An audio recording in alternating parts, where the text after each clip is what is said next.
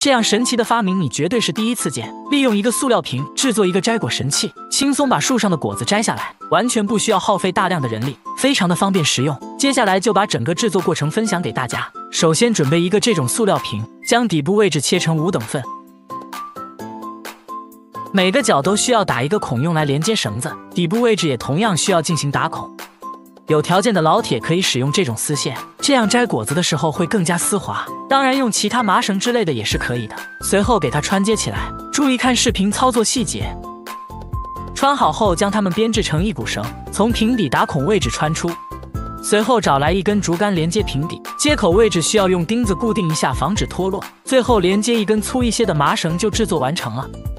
可以看到，我们只要拉动麻绳，瓶口就会自动张合，摘果子绝对是非常的方便，轻轻一拉就能把树上的果子摘下来，完全不需要再爬树摘果子，节省了大量的人力和时间，非常的方便实用。有喜欢此装置的请点赞关注，咱们下期见。